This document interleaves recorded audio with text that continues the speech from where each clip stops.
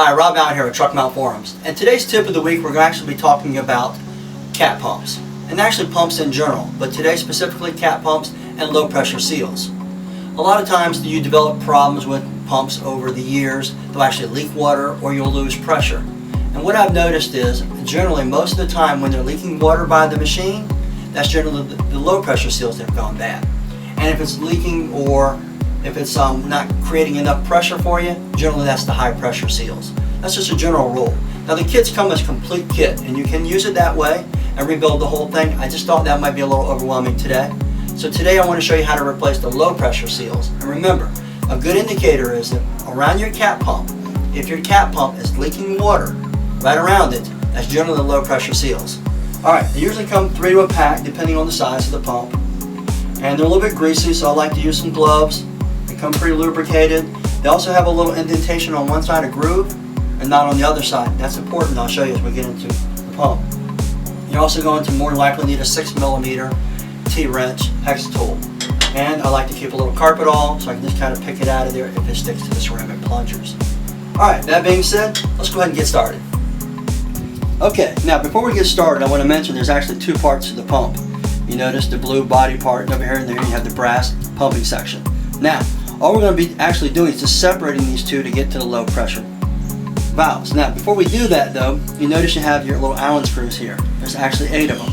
And I've already pre-loosened 7 of them. But I wanted to show you that I use a T-wrench, and the reason I do is because sometimes you have to get a handle on both sides and snap them loose. Well, that's how I do the last one here. That's what I'm talking about. Hear it snap? Okay. So you don't want to strip those out, you just want to be careful. So if you got the right tools, I use a Craftsman 6mm, it makes a big difference. Alright, let's go ahead now and take these on out of there. I like to work with 2 different towels. I'll have one towel that I can clean items with, another one I can lay the items sorted on there exactly the way I took it apart. That's really important. Even though this is a simple procedure, it's still a good idea to line things up properly when you take it apart. Alright. Alright, now that we've removed all of our hex screws, let's go ahead now and separate this part right here from the body. Now, let's move it around a little bit and see if it'll break loose. Kind of pull towards you. If it doesn't want to break loose and it's been on for a while, you can actually take a rubber mallet and gently tap it to break it loose. But never hit on it with a regular hammer and never beat on it hard. Just be very gentle with it, it'll actually come out of there. Notice how it's starting to separate right now. Alright, now as you remove this, you might notice on here some black residue from the old seals. So I recommend cleaning that. What I like to use is some 4 grit steel wool. Gently work that around it and get it off of there. These are made of ceramic, so you're really not going to hurt it, but you still want to use fine grit steel wool. And then a little bit of solvent cleaner if you like, or alcohol. Get all that off there, get it nice and smooth.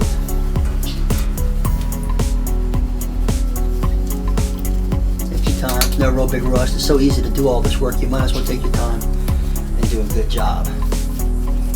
Get all that residue over here because you don't want to ruin or damage the new seals that you're installing. So you want it nice and smooth. Okay. That does it. Now let's take a look at the seals. Okay, now that we've cleaned the ceramic plungers, let's go ahead and move on to the low pressure seals. You'll notice right away this one's already damaged. See the piece hanging right there? And these are also worn in here prematurely due to the fact it was ran without water for an extended period of time.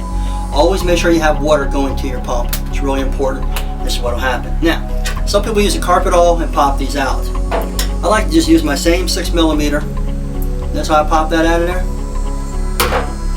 Get the other one, do the same thing. They easily come out that way. Now remember which way they go. Remember, you want the groove facing you. That's really important, facing towards the machine.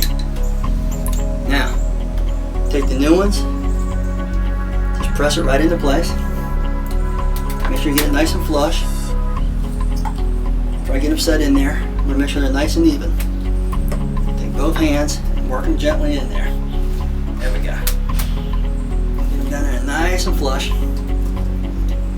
And even. And then, so you got your grooves facing upward, and and you go ahead and slide it right on top of the pump, as we'll show you right now.